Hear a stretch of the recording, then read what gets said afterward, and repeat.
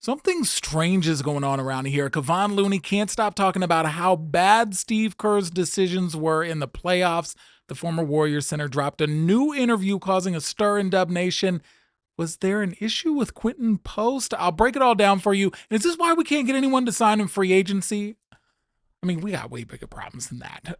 Plus, an update on Al Horford and why the fate of the Warriors signing him reportedly hangs in the hands of a 10-year-old child. You cannot make this stuff up. This is your Warriors offseason. So let's discuss. This is Warriors Digest. I'm Arthur Ballesteros.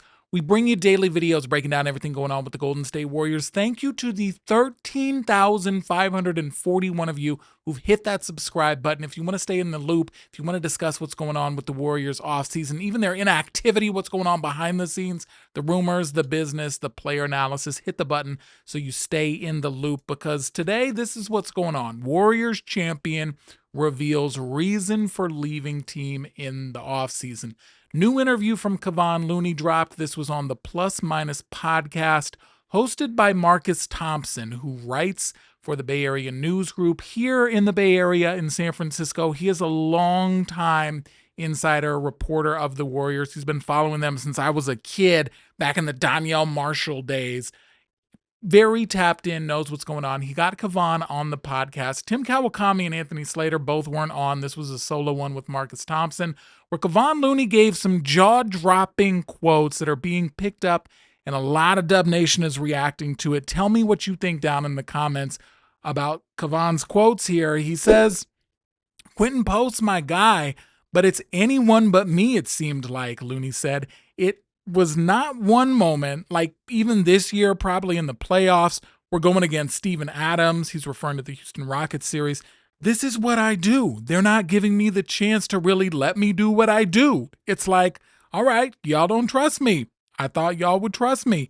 They put me in at the end of game 7. Looney went on to say, all right, you don't think I'm that good no more.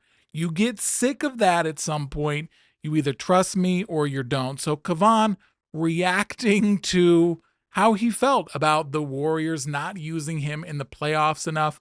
Now, Quinten Post had already kind of started to establish himself towards the end of the season as the Warriors' either first option off the bench at center or starting him in a lot of lineups alongside Jimmy Butler, Steph Curry, when there was a lot of lineups that were being mixed and matched at the end of the season there. If you remember, Butler had the bruised tailbone, Curry was in and out towards the end there. Weird lineups going on.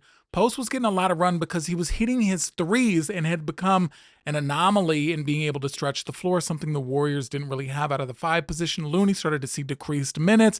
He had already started seeing decreased minutes earlier on. If you remember back in December, he was getting DNPs. He was on the later end of his career, even though he's only 29, which is crazy when you think about he's been with the Warriors for a decade, only 29, but he started showing some wear and tear. We know he's had long-standing injury issues, even going back to when he was a teenager with the hips, all of that.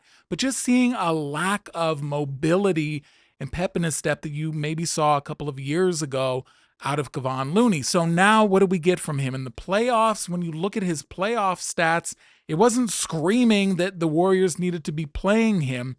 There were a couple of times in that Houston series that he was referring to specifically where he only played 2 minutes. In game 6 there, you see only 2 minutes, but a lot of it, you see he was on the losing end of the plus minus in a lot of these columns here, just not really contributing the way that he used to, even in a limited role. Although his numbers for the year seemed fine. They looked fine on paper. We'll get to that in a second here.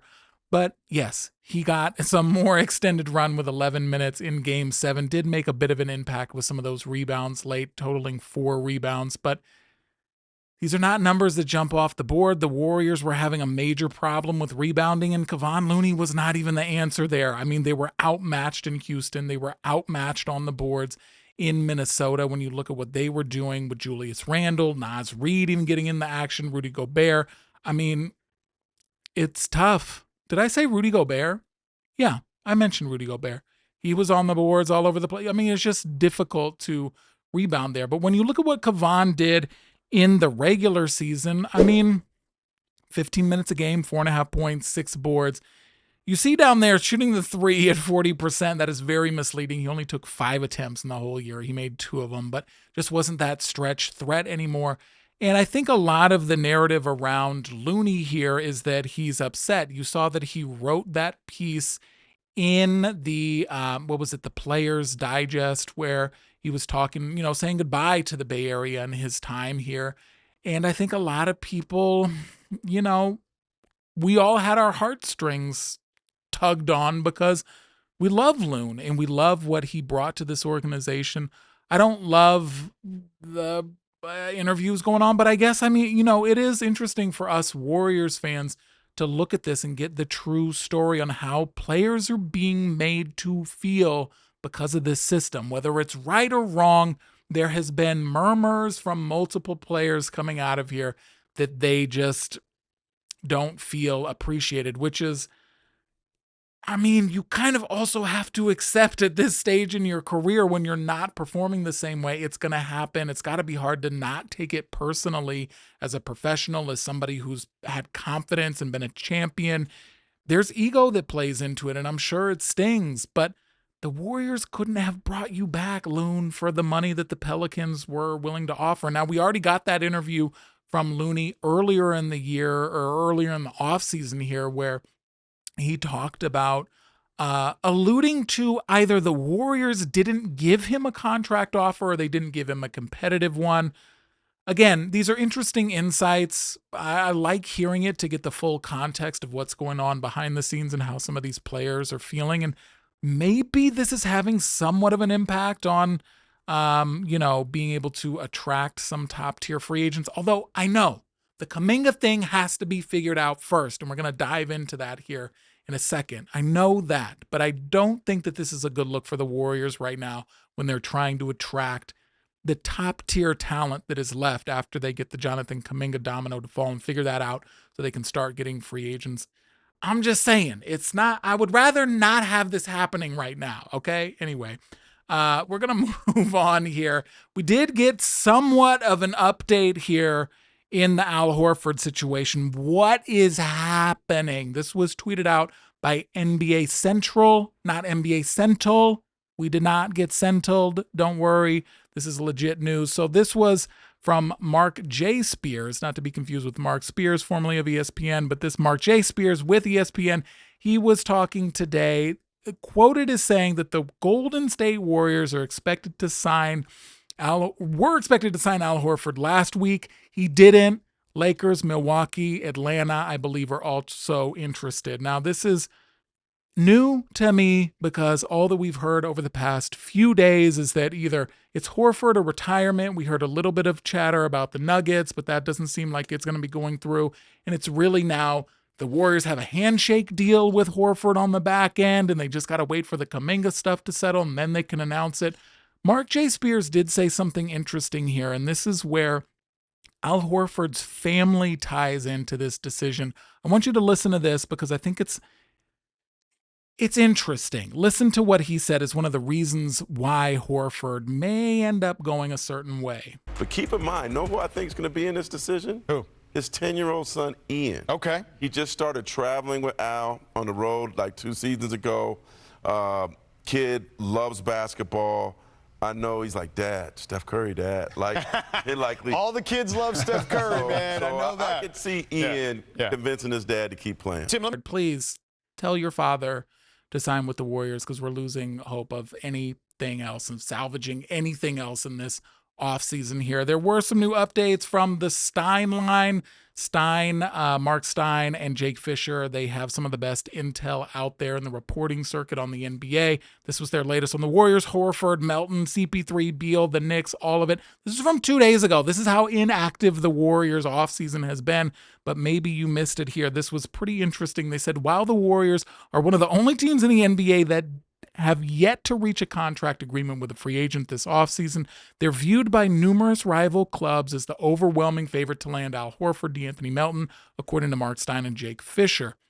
This is important. I want you to listen to this part. Golden State already has over $170 million in guaranteed money on its books for 9 players. So the outcome of the Jonathan Kuminga free agency will likely dictate what sort of offers the club can make Horford and Melton. Interesting, but it gets even more interesting. Here's more of a breakdown to understand how the Kuminga situation is holding all of this up. Signing either of those veteran free agents with the $5.7 million taxpayer mid-level exception likely won't happen until there's a resolution on Kuminga, since using that exception would hard cap the Warriors at $207.8 million, the second apron. That could open the door, listen to this is important, for rival teams to find a way to give Kuminga an offer sheet featuring a starting salary too high for Golden State to match without cost-cutting moves. So this is very interesting. Breaks it down very thoroughly into why we're still waiting for the Kuminga thing to drop. Now, the Horford situation, the reaction on Reddit was pretty funny with Golden State expected to sign last week. Horford, he didn't. Lakers, Milwaukee, Atlanta, I believe, are also interested.